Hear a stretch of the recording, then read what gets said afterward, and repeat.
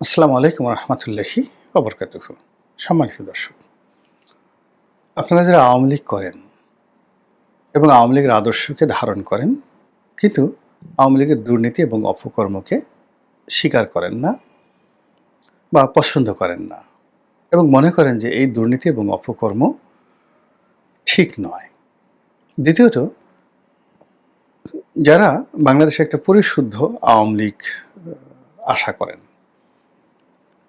তারা রিকনসিলিয়েট হবে এবং তাদের মধ্যে যে সমস্ত মন্দ লোক রয়েছে তারা দল থেকে বাদ যাবে এবং শাস্তির আওতায় আসবে। এই কথা বাংলাদেশে যারা লোকজন বিশ্বাস করেন বা কামনা করেন, আজকের এই ভিডিওটি মূলত তাদের জন্য। এটা অনেকটা গল্পের মতো, একটা কাহিনীর মতো। আমি কৌশলগত কারণে একটা চোর পরিবারের নাম বলবো না, কিন্তু এই পরিবারের সবাই চোর। আমি যার নাম বলছি, সে অনেকবার এমপি ছিল, তার ছেলে এমপি, মানে একই সঙ্গে একই পার্লামেন্টে বাপও এমপি, ছেলেও এমপি, ভাইও এমপি।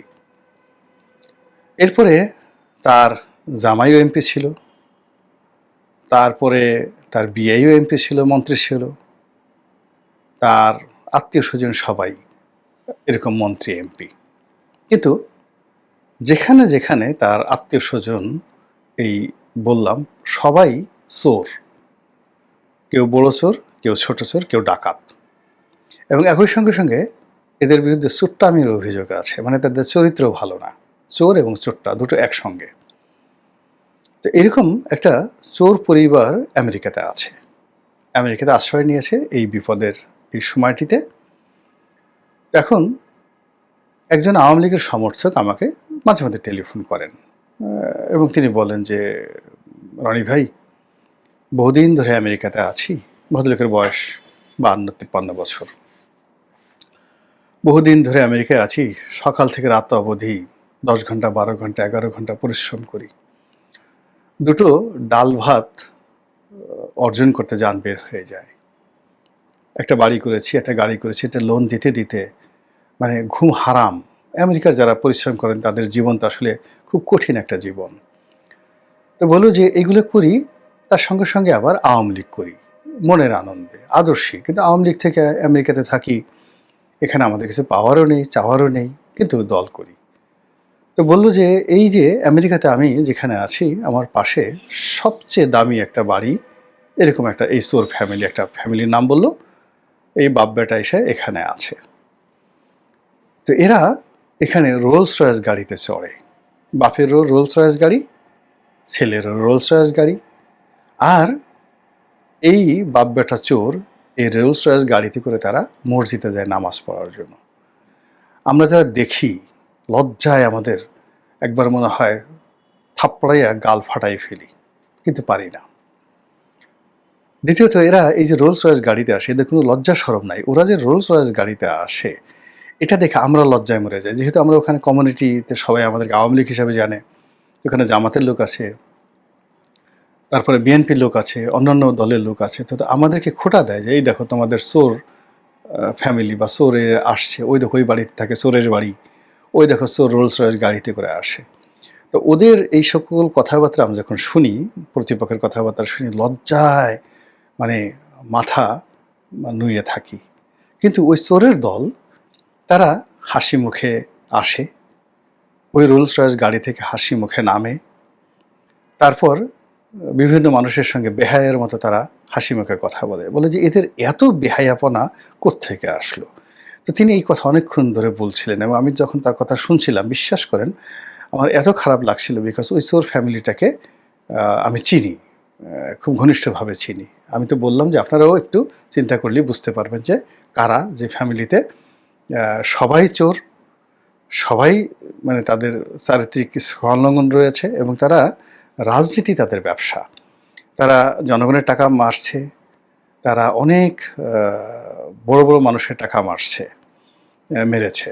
তারপরে তারা এখনো মানে যাকে বলে এদের মানে কি বলবো, ব্যবসা বাণিজ্য থেকে শুরু করে সব জায়গাতে তারা এই চোরতন্ত্র প্রতিষ্ঠা করেছে এবং রাষ্ট্র ক্ষমতাকে ব্যবহার করার জন্য তারা পরিবারতন্ত্রকে যেভাবে ব্যবহার করেছে, এটি বিরল এই বাংলাদেশে।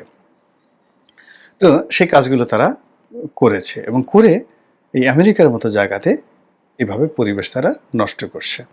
এবং আগামী দিনে যদি এই সকল চোরেরা আবার আওয়ামী লীগের নেতৃত্বে ফিরে আসে, আবার তারা এমপি হয়, আবার তারা মন্ত্রী হয়, আবার তারা নতুন করে সেই রোলস রয়েস গাড়ি কিনে, অর্থাৎ এই যে এখন চোরেরা যে টাকা আমেরিকাতে পাচার করেছে, ইংল্যান্ডে পাচার করেছে, তারা তো ২ হাতে খরচ করছে। ওই লোক বলছিল, আমি বললাম যে তারা করে কি ওখানে? বলে কিছু করে না, এরা শুধু সারাদিন এই মার্কেটে মার্কেটে ঘুরে, বাপ বেটা একসাথে মার্কেটে মার্কেটে ঘুরে। তো এই যে মার্কেটে মার্কেটে ঘুরে তাদের যে চুরির যে অর্থ, সে অর্থ তারা পাচার করছে, খরচ করছে, এক দেশ থেকে আর এক দেশে নিচ্ছে। আবার এই বাংলাদেশ থেকে প্রতিনিয়তই তারা এই টাকাগুলো বিদেশে নিয়ে যাচ্ছে। এই যে চোরতন্ত্র, এই চোরতন্ত্র আওয়ামী লীগের মধ্যে যে ছিল, সেটা শুধু আমেরিকা নয়, এটা এখন চোরের গ্রুপ ভারতে আছে, চোরের গ্রুপ দুবাইতে আছে, চোরের গ্রুপ সিঙ্গাপুরে আছে, এবং এগুলো আওয়ামী লীগের লোকজন কিন্তু পছন্দ করছেন না। এবং আপনি দেখবেন যে এদের এই বাড়াবাড়ি করার কারণে ইতিমধ্যে ধরেন অনেক জায়গাতে চোরদের সম্পত্তি বাজেয়াপ্ত হয়েছে, অনেক জায়গাতে রাষ্ট্রযন্ত্র, বিদেশের রাষ্ট্রযন্ত্র তাদেরকে টার্গেট করে মামলায় ফাঁসিয়ে ফেলেছে, এবং অনেকে সেই যে অনেক দেশ থেকে পালিয়ে তৃতীয় কোনো দেশে চলে গেছে, চতুর্থ কোনো দেশে চলে গেছে। অনেক চোরের যে বাড়িতে দালান উঠে না, তাও প্রমাণ হয়ে গেছে, অর্থাৎ চুরির টাকা অনেকের শেষ হয়ে গেছে, এবং তারা সেই এই গত ১০ মাসেই তাদের যে ১০ বছরের যে চুরির অর্থ, এটা শেষ হয়ে এখন অনেকে হাহাকার করছে। এই অবস্থা হয়ে গেছে। কিন্তু তারপরেও তাদের ভিতরে কোনো অনুশোচনা নেই, তাদের মধ্যে কোনো লজ্জাবোধ নেই। তারা বেহায়ার মতো তারা ঘুরে বেড়াচ্ছে। এবং আগামীর যে পরিশুদ্ধ আওয়ামী লীগ, সেই পরিশুদ্ধ আওয়ামী লীগে আবার নতুন করে তারা ঢোকার জন্য, তাদের কর্তৃত্ব বজায় রাখার জন্য তারা সেই তৎপরতা চালিয়ে যাচ্ছে। তো এটা দেশের বাইরে যারা আওয়ামী লীগ রয়েছেন তারা অপমান বোধ করছেন, কষ্ট পাচ্ছেন, এবং এগুলো নিয়ে দেখবেন যে আর কিছুদিন পরে এই আওয়ামী লীগের নেতাকর্মীদের হাতেই এ সমস্ত চোরের ফ্যামিলি মার খাবে। একইভাবে বাংলাদেশে যারা এখন জেলে আছেন আওয়ামী লীগ করার কারণে কিন্তু সৎ ছিলেন, আবার যে সকল নেতাকর্মী রাস্তাঘাটে ঘুরে বেড়াচ্ছেন, এই সময়টাতে মারাত্মক বিপদে পড়েছেন, বাস্তুচ্যুত হয়েছেন, তারাও কিন্তু এই যে বাংলাদেশে যারা চোর আছেন পালিয়ে, বিদেশে যারা আছেন, এই আওয়ামী লীগের লোকজনই তাদেরকে টার্গেট করে পিটানোর জন্য তারা কিন্তু ঘুরে বেড়াচ্ছে। ফলে আগামীতে চোরতন্ত্র কিন্তু বাংলাদেশে, বিশেষ করে আওয়ামী লীগের চোরতন্ত্র হুমকির মুখে আছে। এবং চোরেরা বিএনপির লোক লাগবে না, জামাতের লোক লাগবে না, ডক্টর মোহাম্মদ ইউনূসের লোক লাগবে না। এইভাবে যেভাবে চলছে এখন, এভাবে যদি মোটামুটি বছর ২-১ চলে, এবং আমি ব্যক্তিগতভাবে যে চাই যেভাবে একটু চলুক, চোরেরা শাস্তি পাক, তাহলে দেখবেন যে আওয়ামী লীগের লোকদের হাতেই এই চোরেরা বেদমভাবে মানে নিগৃহীত হচ্ছেন, মার খাচ্ছেন, এবং সারা পৃথিবী তাদের জন্য হারাম হয়ে যাবে। তারা উগান্ডাতে গিয়েও পালাতে পারবেন না। উগান্ডার বাঙালিরা তাদেরকে খুঁজে খুঁজে তাদেরকে মারবে, জুতো পিটা করবে। এবং আজকে এই রাগ হচ্ছে কথা শুনে, তার সঙ্গে সঙ্গে আবার এই যে ভদ্রলোক, তিনি ওখানে একজন খুব বড় পদে আছেন, তো ভালো অবস্থানে আছেন, ভালো একটা প্রফেশনে আছেন, তিনি যে